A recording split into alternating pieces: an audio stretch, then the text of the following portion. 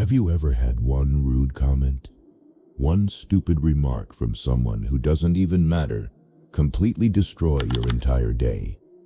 That's not weakness. That's the default human setting, and today, we're changing it. What if nothing could touch you? Not criticism, not betrayal, not failure. What if you could walk through this world with a stillness so deep that chaos just slides off you, like rain off stone? That is not a fantasy. That is Stoic emotional mastery. And in this video, we are breaking it down into 10 brutally practical lessons, drawn from the greatest philosophical minds who ever lived: Marcus Aurelius, Epictetus, the Buddha, Lao Tzu. These are not feel-good theories. These are weapons. Use them, and you will never be controlled by another person's behavior again. Let's begin. No one ruins your day. You ruin your own day by handing over the controls. That is the uncomfortable truth most people will never face. Think of it like this. You are wearing noise-canceling headphones in the middle of a busy city. The chaos is real. The horns, the shouting, the madness. But none of it reaches you. Emotional mastery works exactly the same way. The world keeps being the world. You get to choose what you let through. Viktor Frankl, a man who survived the Nazi death camps, gave us this timeless truth. Between stimulus and response, there is a space. In that space lies our freedom. Read that again. In that space, that pause, lies your entire power. When your coworker dismisses your idea, when someone cuts you off in traffic, when the criticism comes out of nowhere, you don't have to react, you get to respond. That 1-second pause is where you take your life back. Practice the pause. It is the most powerful habit you will ever build. You help when people need it. You show up. You keep your word. And then someone lets you down. Someone who you would never let down. And it stings. But here is where most people get it wrong. You expected them to be you. They are not. Every person on this earth is moving through life, shaped by their own wounds, their own beliefs, their own limitations. When they disappoint you, it is almost never about you. It is simply who they are right now. Trying to force others to match your standards is like trying to teach a fish to climb a tree. Exhausting, pointless, and insulting to the fish. Release the expectation. Not because they deserve forgiveness, maybe they don't, but because your peace is worth more than your frustration.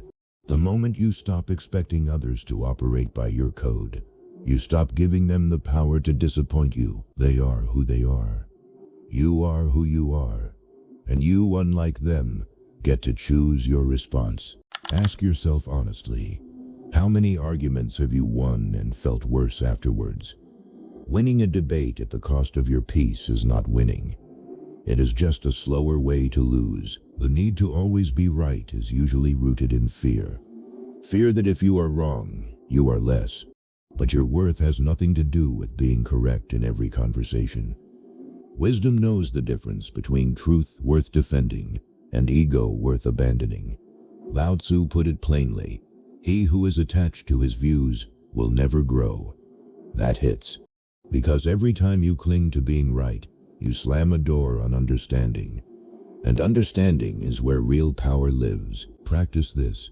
Before engaging in any argument, ask yourself 2 questions. First, does the outcome of this actually matter? Second, am I trying to help or am I trying to win? Those 2 questions will save you years of wasted energy. Choose peace over pride. Every time. It is not weakness. It is the sharpest form of self-control. Someone says something cutting. Maybe a dismissal. Maybe a comparison that makes you feel small. And just like that, the confidence you built crumbles. Why? Because you gave a stranger, or even someone close, the authority to decide what you are worth. That authority is not theirs to have. Here is the rule. You cannot control what others say about you. You can only control the weight you assign their words. Unwarranted criticism from someone who doesn't understand your journey deserves exactly zero real estate inside your mind. Marcus Aurelius, Emperor of Rome, one of the most powerful men who ever lived, wrote, "It never ceases to amaze me. We all love ourselves more than other people, but care more about their opinions than our own. That is one of the great paradoxes of human weakness, and you are done living it. Filter what you hear. Accept feedback that helps you grow. Discard everything else. Your worth is not determined at the mercy of other people's opinions. It is fixed, it is yours. And no comment, no criticism, no dismissal can change that, unless you let it. You are not endlessly available. You are not a service. You are a person with a finite amount of energy, time, and emotional capacity. And every time you say yes to something that doesn't serve you, you are saying no to something that does. Boundaries are not walls. They are not cruelty. They are clarity. They tell the world exactly what you are willing to offer and what you are not. And here is the truth most kind people avoid. Other people will not respect limits you never communicate. Silence is not a boundary. A clear, calm statement is. Epictetus, a man born into slavery, who became one of the most influential philosophers in history, taught this. Freedom is the ability to live as we wish. Living as you wish requires protecting the space to do so. That space is your boundaries. You are not responsible for managing other people's emotional responses to your limits. Their discomfort when you say no is not your emergency. Set the boundary. Hold the boundary. Watch your peace return. You share something you are proud of. A project, an idea, a decision. Someone raises an eyebrow, and suddenly, you are second-guessing yourself. You are editing who you are based on someone else's passing reaction. That is not living, that is performing. Here is the reality.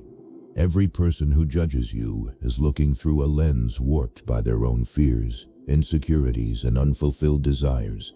Their opinion says everything about them and almost nothing about you. When you understand this, really understand it, their approval stops being currency you need. Epictetus said, "If you want to improve, be content to be thought foolish and stupid."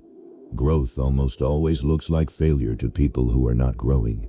Their confusion about your path is not a red light.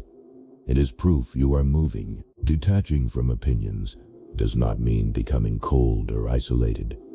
It means building an inner compass so strong that no external noise can knock you off course. You know your path. Trust it. Walk it. Let the critics talk. Someone attacks you publicly, unfairly, maybe even cruelly. Every fiber of your being wants to fire back. But the most powerful thing you can do in that exact moment is nothing. Absolute stillness. Silence. Silence is not weakness. Silence is the move of someone who knows they do not need to prove anything. Every word you hurl back in anger adds fuel to a fire that wants to consume your peace. Silence starves it. When you do not engage, you win without fighting, and you deny them the emotional reaction they were designed to provoke. Marcus Aurelius wrote, "The best answer to anger is silence." A Roman emperor, a man who commanded armies, governed an empire, chose silence as his weapon of choice.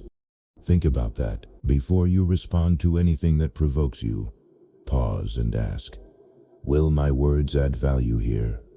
Or will they only escalate this? If the answer is the latter, say nothing. Walk away. Let your composure be your loudest statement. Silence does not mean you lost. Silence means you chose your peace over their drama. When everything is going wrong and anger is rising, gratitude feels like a joke. How can you be thankful when everything is falling apart?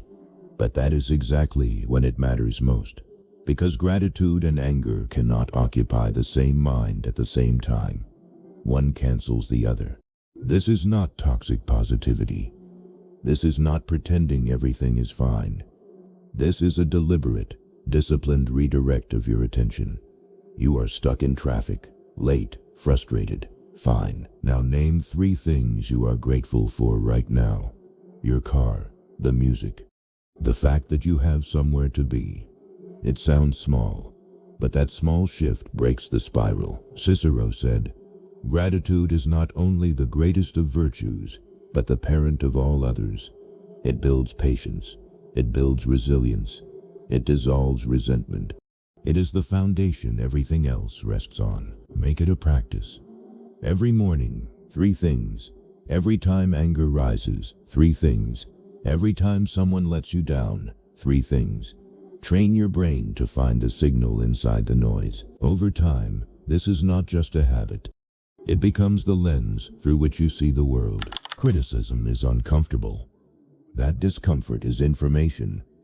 The question is whether you use it or waste it. By letting your ego turn it into an attack, here is the discipline. When criticism lands, pause before the defense mechanism kicks in. Ask 2 questions. First, is there any truth in this? Even 5% truth is worth your attention. Second, what does the source tell me? Someone operating out of jealousy or ignorance is not your teacher. Someone who genuinely sees your blind spot is. Epictetus gave us some of the most disarming wisdom in philosophy. If anyone tells you that a certain person speaks ill of you, do not make excuses about what is said, but answer, "He does not know my other faults, else he would not have mentioned only these." That response is undefeatable. It absorbs criticism without collapsing under it. Growth is not comfortable. Growth hides inside the things that sting.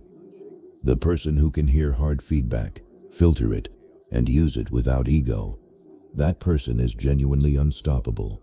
Be that person. You are holding a burning coal, gripping it tight, waiting for the perfect moment to throw it at someone who wronged you. But the only one burning is you. That is what resentment does. It punishes you for someone else's crime. The Buddha taught, holding on to anger is like drinking poison and expecting the other person to die. Most people hear that and nod. Very few people actually live by it, because letting go feels like losing. It is not. Letting go is the ultimate power move. Letting go does not mean what they did was acceptable. It does not mean they deserve your forgiveness. It means you deserve your peace. It means you refuse to let a past moment dictate your present state. The past is over. It cannot be changed. Your energy spent on it is energy stolen from your future. Lao Tzu said, "When I let go of what I am, I become what I might be." Every grudge you carry is a ceiling on who you could become. Release it, not for them, for the version of yourself waiting on the other side of that weight. This is the final lesson and the most important one, because it contains all the others. When you can truly let go, you have mastered your emotions. You are free. 10 lessons, 10 weapons. Now it is your turn to use them. The pause before the reaction. The boundary that protects your energy. The silence that speaks louder than rage. The letting go that sets you free. Emotional mastery is not a destination you reach. It is a practice you return to every single day. Some days you will nail it. Some days you will react before you think. That is not failure. That is the work. Show up again tomorrow. If this video gave you even one tool you will use, share it. Drop it in someone's inbox who needs it.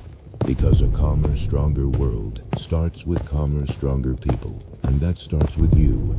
Drop a comment below. Which lesson hit hardest? I genuinely want to know. Until next time, stay unbothered, stay stoic,